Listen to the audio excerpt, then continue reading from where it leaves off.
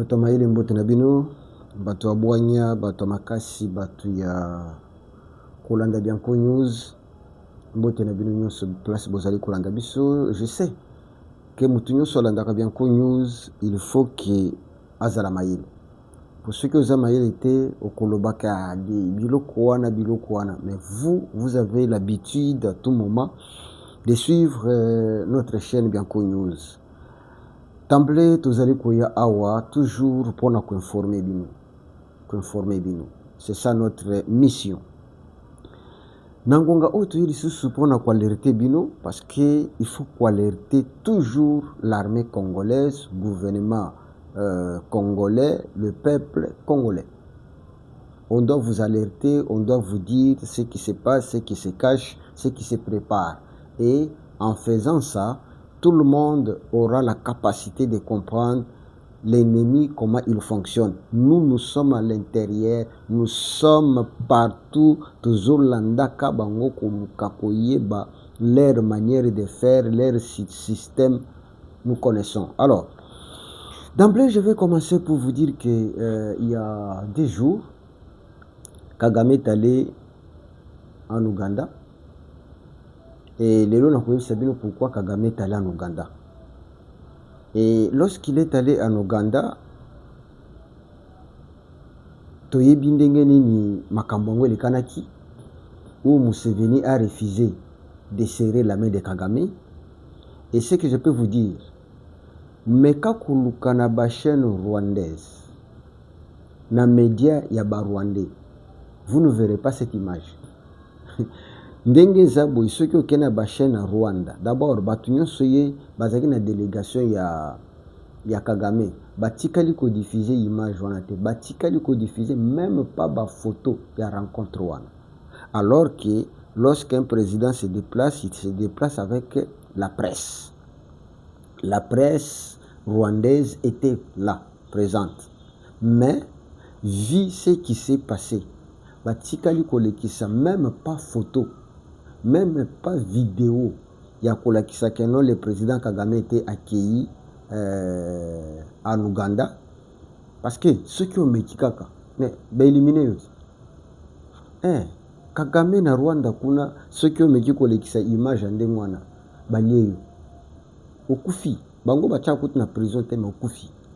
Ba image nous sobomoni wana, eza presse ya Uganda nde edifiza ki ba image wana ba photo wana na ndenge Miyoto Kagame aki apesi mbote. Museveni a refusé ya koyamba mbote na ye après amatisi loboko asimbaki awo kota genou asimbi ya pomme koto nde aye kosimba ye boye, mais mbote asere ye boye aboya kiango. Donc ba presse ya wapi ya Rwanda etikali kolobela ngote, etikali ko diffuser te, etikali même pas ko informer ba Rwandais que non, le président de la République était en Ouganda. Voilà. Maintenant, le problème c'est quoi? Kagame est allé pour nous solliciter des choses. Première chose, Kagame s'entend qu'il est acculé seul.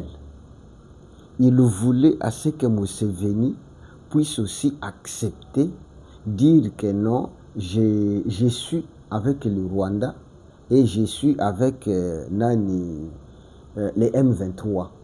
Parce que Kagame se retrouve maintenant acculé seul. Yemoko.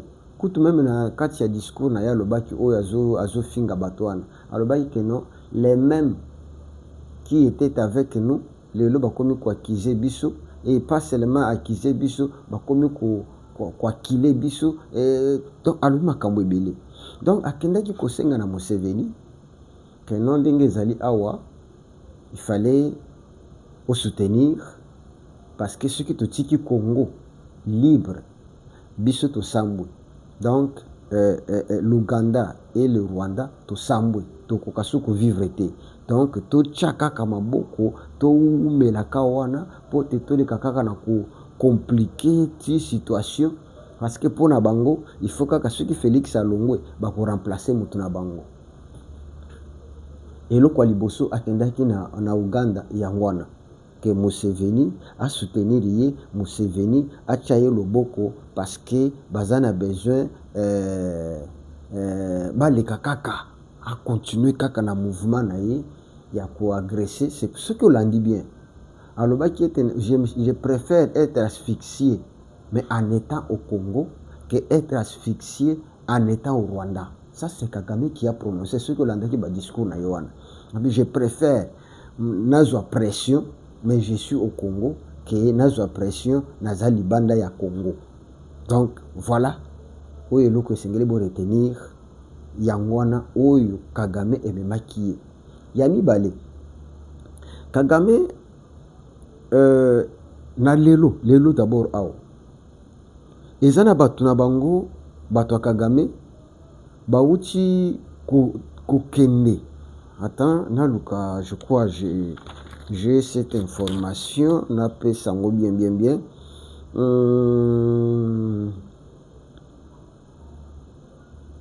Voilà, des militaires rwandais lelo na loba ndenge na loba boy na lingi ba service na biso baleka na kozwa eloko oyo na mutu ya mingi. Ba militaire rwandais ba débordé bake na nzela ya Kimuka pour se retrouver na Ondezi. Leur mission est d'attaquer Uvira et Burundi.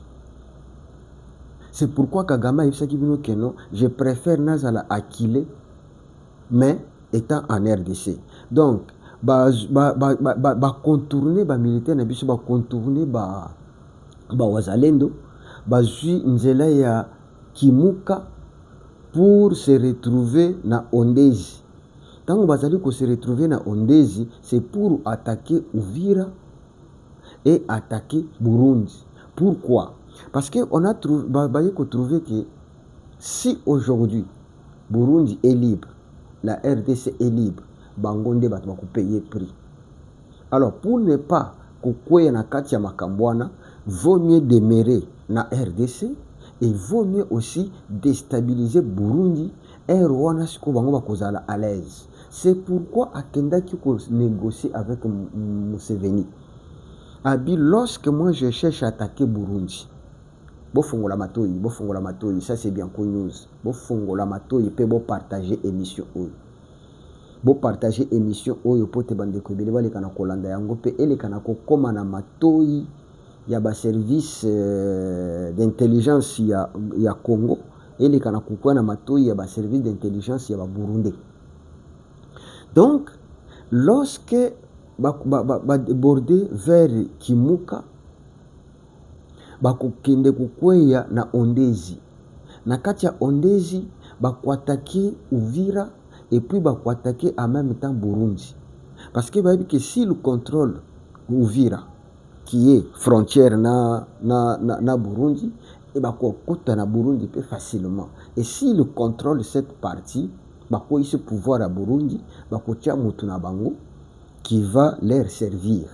Alors, comme ayant déjà pris une partie, Goma et Bukavu, donc, il faut former maintenant Nanga Ngambo Oyo, Ngambo wana kuna na Burundi, batie mutu, Uvira. Donc, mutu wana Burundi, a contrôler et Burundi, donc Burundi et Uvira. Nanga, il va contrôler Nani, Goma et Bukavu. Et maintenant, le Rwanda sera bien protégé tout autour de lui. C'est pourquoi il voulait que Museveni pe akota na kati ya cadence wana. Mais il y a à Longweni Tilelo, lobby nango Museveni avant-hier, non hier disons, parce que lui il était là avant-hier. Hier, Museveni a bimi de son silence. Museveni dit ceci: l'Ouganda ne soutiendra pas les M23. Oh, makambo bébéli. Papa le vieux père là tala le na koki kokota na kati ya buzuba oyo te oyo yoka penda balo bakeno mwamba ekoti zelo. Kagame dans son projet, c'est un malin, c'est un démon. Il voulait entraîner Museveni na kati ya mouvement na ye wana pour que bazwa parti munene. C'est-à-dire ceux qui déjà ont contrôlé Burundi, ont contrôlé Uvira à partir de moto ya kuchana Burundi, ont continué à contrôler Bukavu et Goma à partir de moto na ye marionnette Nanga, qui, je dois vous signaler, Nanga ne vivra pas longtemps. Oui, Nanga ne vivra pas longtemps. Kasi nangina ebisabino eloko boyi. Est-ce que vous likez Nanga? Vous likez déjà l'émission bien connue 07. Vous partagez yango, vous tirez j'aime, vous s'abonnez, abonnez-vous. Ceux qui n'ont pas s'abonné, quand je parle que abonnez-vous, c'est par rapport à Oyo, à l'andibiso lelo, n'en s'abonner, abonnez-vous. Mais pour Nabino Bande Konangato, mais ça n'a bango déjà. Je vous demande seulement de partager et liker. Donc, lorsque lui Kagame va en Ouganda, c'était pour demander les secours. Les secours à qui? À Museveni. Soutenez-moi. C'est pour ton bien, c'est pour mon bien. Lorsque tu peux contrôler Bujumbura, to Burundi, lorsque tu peux contrôler Uvira, lorsque tu peux contrôler Bukavu, lorsque tu peux contrôler Goma, nous serons en sécurité. Akenda kina mayele wana. Mais lorsqu'on commis pas vieux père a le dit, yo makambo zoluka oyo, oluka nanga ba problème. Ngai na sina komi nanga mpaka, na komi kokende, na lingina tika Uganda na ba problème te. Nde à répondre ye lobby, a yebise que l'Ouganda ne se tiendra pas les M23. Kagame se retrouve maintenant dans un cercle fermé. C'est pourquoi j'interpelle le gouvernement congolais. Le gouvernement congolais n'attendait pas seulement que non les Américains, non. Notre armée, l'heure est arrivée de montrer que vous êtes une armée puissante. Vous n'êtes pas une armée faible, non. Vous étiez, mais aujourd'hui vous ne l'êtes plus. N'attendez pas que non les attaques puissent venir de ces gens-là.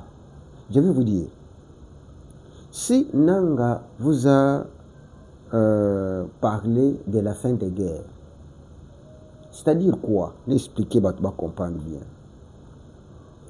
Nanga azalokola chasseur, Nanga Kagame Kabila, sont comme des chasseurs au bakendaki ko chasser ba bifle. Mais tant que ko chasser ba bifle, il se retrouve que batikali ko kanga bifle te. Alors, lokola bakuta na mwa simbriki, bakanga ka mwa simbriki bakende kulia na bana. Je vous dis, la projection de ces gens n'était pas de se limiter au nord et sud Kivu. Je vous ai déjà dit plusieurs fois. Mais maintenant, ils ont compris que non, les calculs n'arrivent pas. Il n'y a pas la possibilité que nous continuions à prendre les villes ou bien faire tomber. Ce n'est pas possible pour nous. Alors, comme nous avons notre simbrique, il serait mieux, tout le monde a se limiter à Toli ata moi misunya simbriki, alors qu'on visait les bifles.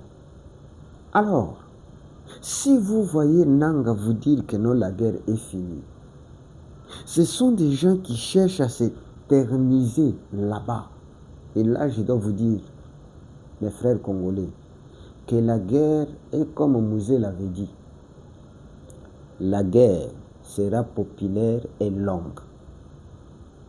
C'est que Nanga vous dit que la guerre est finie. Donc, Bazoum, maintenant, comment s'éterniser, comment bloquer tout mouvement. Et comment bloquer tout mouvement? Parce qu'il comptait d'aller vers les Katanga. Mais quand ils ont trouvé que non, ce n'est pas possible d'arriver à Katanga, ils ont changé leur manière de voir. Ils ont dit que, ok, si c'est comme ça, il faut prendre Uvira, il faut prendre Burundi. Ça, donc, on va se sécuriser entre nous. c'est le moment que les FARDC doivent se réveiller. Et c'est le moment que le gouvernement congolais doit se réveiller. Le gouvernement, réveillez-vous. Nous devons attaquer. Parce que ceux qui te tiki batou wana bafandi. Une année, 2 ans, baza déjà tout bas que 2 ans, 3 ans, il va bien que ça sera difficile. Parce que na minute où bazo travailler le soutien pour aller loin. Bazo travailler maintenant pour conserver ce qu'ils ont eu. Mais tandis que nous, on ne peut pas accepter de conserver ou bien de leur laisser. Non. Comprenez que bandeko, na minute oyo ndenge na zoloba, ba militaire rwandais bazo progresser vers Ondezi. Et Ondezi, l'objectif c'est d'attaquer Uvira et Burundi. Bokolo bakeno bianco news. Oui. Tango te bisa ki bino keno ba drone zoya. Te ba kyondeni. Ceux qui bola les simis bokoyoka keno Uvira ko ili sisu. Retenez ce que moi je dis. Ceux qui te la les simis bokoyoka ke Uvira et ko ili sisu na maboko abatuana. Et lorsque cette fois-ci ceux qui Uvira et ko même Burundi sera attaqué. C'est ça la mission. Mais sauf que le monsieur est en difficulté, monsieur Giraffe Kagame, parce que Museveni n'a pas voulu. Museveni a dit non. Moi je ne peux pas. Parce que Ouganda, na Burundi, baza pembeni. Donc ceux qui vont se soutenir entre Rwanda na Uganda, bakotia Burundi na katikati, bakoasphyxier à kokate. Comme d'après Bango, l'armée congolaise est déjà faible. Donc balingi babandaka kako kuluba mono sikoyo eboy. Bandeko, le moment est là. N'acceptez pas, ne laissez pas la route à ces Kagame d'entrer encore à Uvira. Est-ce que vous comprenez? Réveillez-vous, nous vous alertons. Congolais, nous se place Yozali, la Moussa. Oya Lalaki, la Moussaïe. Hein? La Moussaïe. Voilà premier point. Ezake Boyebaki, Kagame est en train de posséder Yakokiti Saba militaire naïe. Bazo kende Kimuka, à partir Kimuka, baleka na kokota na Ondezi. Et à partir Ondezi, va se préparer pour attaquer Uvira et Burundi. Là, ne jouez pas. Ça c'est bien connu. News. Misu Milaï, Matoyi Milaï, Tostoyoki, Tostoyebi, l'opération. Mais, vieux père, Museveni, a le dit, Makamboyo, nga moyen na kota susu ezate na koya kotika po na nga pamba na koya tika pays na nga na mopepe. Mais l'homme qu'il faut détruire c'est Kagame. L'armée congolaise, vous avez toutes les capacités, vous avez la force, vous avez les armes. Maintenant, ce qui vous manquait c'était les commandements. Aujourd'hui nous avons des commandos. Nous avons des commandants, disons.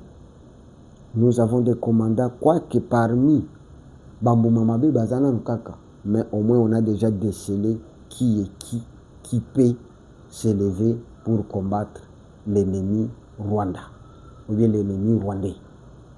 Merci beaucoup. Ça c'est le premier point. Deuxième point, vous allez quoi l'hériter de sous Bandeko. Hier, lobby kakona loba lobby.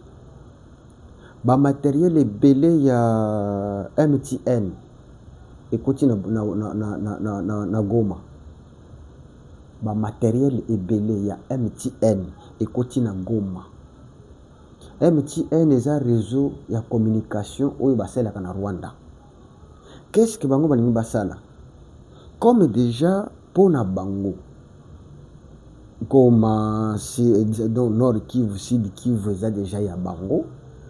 balingi bainstalle MTN na Goma na Bukavu pour que bakata communication nyonso ya bareseau ya Congo. Nayebi makambo nazoloba mpona bango RDC azo contrôler ba mouvement na bango kuna à partir ya ba réseau de communication, c'est-à-dire Vodacom, Airtel na Orange. Réseau bazotika kuna eza réseau na bango oyo bobengaka Africell. Donc balingi ke na kuna na est babandosela kaka MTN na Africell. Ba matériel ekuti lobi bandeko ya Goma bo vérifier bokomona bantenne moko bamatisa ba matériel moko bona bantenne eza wana bolandela ngo bien bato nyonso baza pembeni ya bantenne bato nyonso bazolanda boyebake bokoya komona réseau moko ebanda kosala MTN. Maintenant bakoluka bakweyisa bakata signal ya Vodacom, bakata signal ya Orange, bakata signal ya Airtel, réseau kotikala kaka Africell qui est réseau na bango o bango bakontrolaka kuna. Bofungola misu na bande kwa est. Nayebi ke vous souffrez, nayebi ke bozana pasi. Botindanga émission ona bande kwa est bayamba yango. Bayebaki bakomona réseau MTN parce que na Rwanda bazaka na des réseaux eza MTN na Africell. MTN na Africell. Mais kuna bakotika Africell azosala mais bakolinga bakata Airtel, bakata Vodacom, bakata nani Orange et sans oublier ceux qui zana bato bayebi baviva na kini malamu bokomona ke na réseau oyo ekombata Africell ntango ayaki ezaka Vodacom.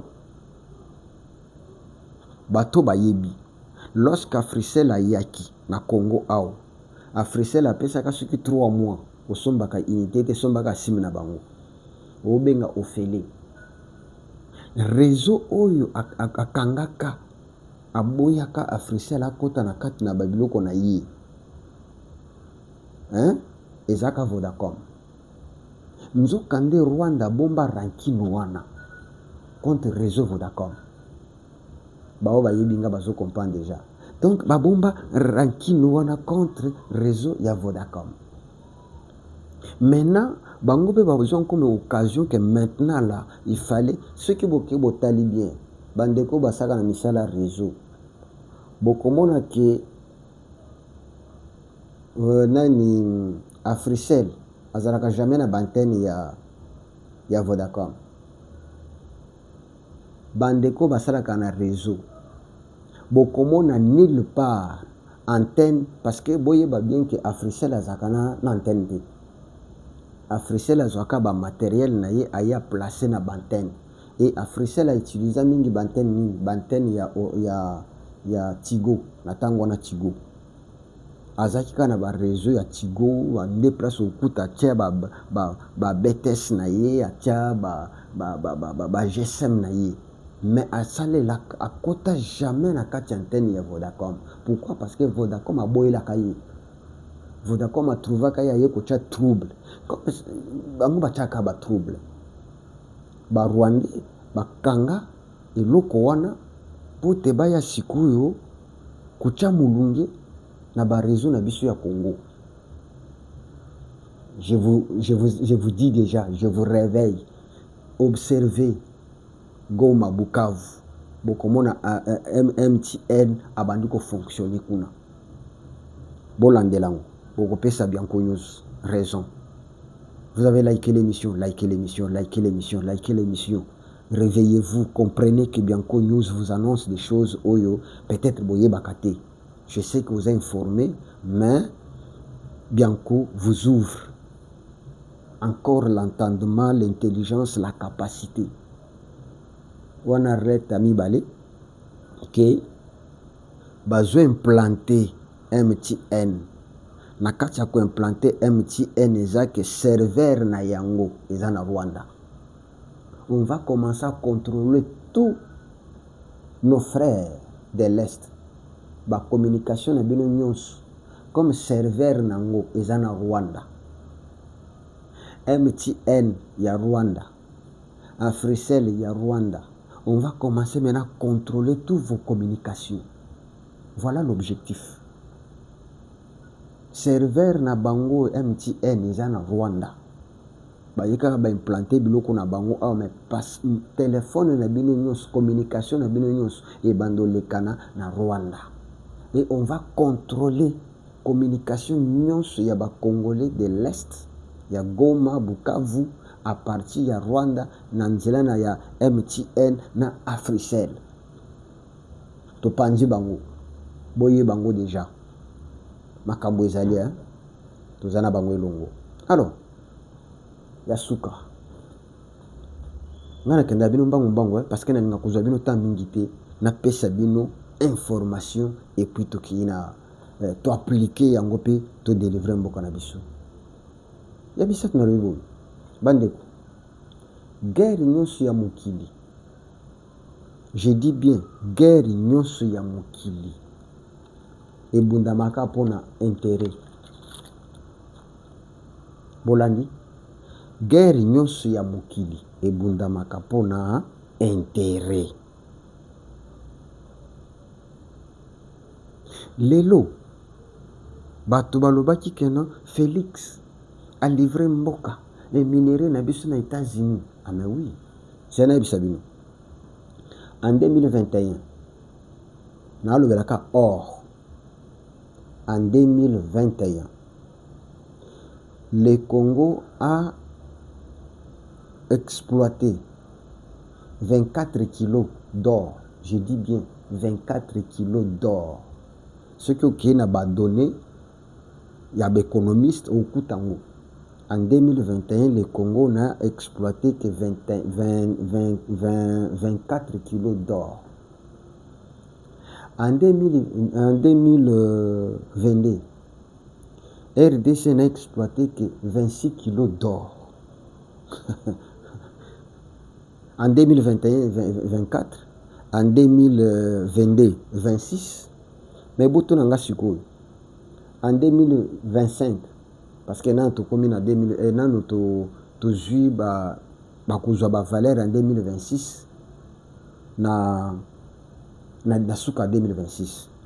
En 2025, RDC a bimisi 1 tonne. Non, 1 tonne, pardon. Excusez-moi. Tonne moko ya or. 1 tonne d'or qui est maintenant vendue et c'est combien de millions de dollars? Hein? Tonne moko. RDC na 2025 abimisi tonne moko ya or ya ba kilo d'or. 100 kilos te, 200 kilos te, 300 kilos te, 400 kilos te, 800 kilos te, mais tonne moko. Tonne ezani 1000, donc 1000 kilos, yango nde babengaka tonne.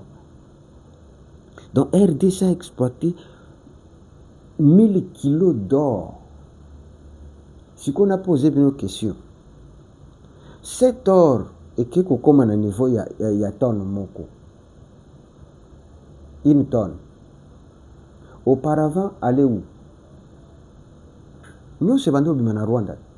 C'est pourquoi Rwanda Zaki premier exportateur, il y a or, il y a cobalt, il y a coltan, il y a donc coltan, cobalt, c'est Rwanda qui exploitait. Donc or nyonso ya Congo ebanda ko bimela wapi na Rwanda. Mais biso ba Congolais Tomoni 24 kilos, je dis bien 24 kilos. Vous pensez 1 kilo, 2 kilos, 24 kilos. Même pas 100 kilos, mais 24 kilos. Qui peut être exploité par une seule personne. Mais la RDC, dans son entièreté, a mis 24 kilos. Mais Rwanda, kuna, ndabanda ki misabaton. A misabaton, bazoteka balobi Rwanda, pays riche, pays tout consort. Mais tant que tu bloqué Bango, ils sont incapables aujourd'hui. Incapables. Une tonne d'or que la RDC, c'est pourquoi vous voyez que les Émirats arabes et les Émirats Qatar, ils ont compris que non, il vaut mieux travailler avec l'or. Parce que Bango sont derrière Rwanda. Pourquoi? Parce que avant de fournir de l'or, des coltan, des cobalt, Bango sont là. Donc voilà, et là que Sengeli Boye Babandeko, que maintenant là, le Congo, Makambuno se zotambola. Fongwama, comprendre, liker l'émission, partager l'émission, parce que c'est notre boulot, notre travail, c'est notre pays. Réveillez-vous. Bokeba, na mayele mabe ya Rwanda, Tozana Bango Elongo. Merci. C'est bien qu'on nous 07, likez et partagez. Merci.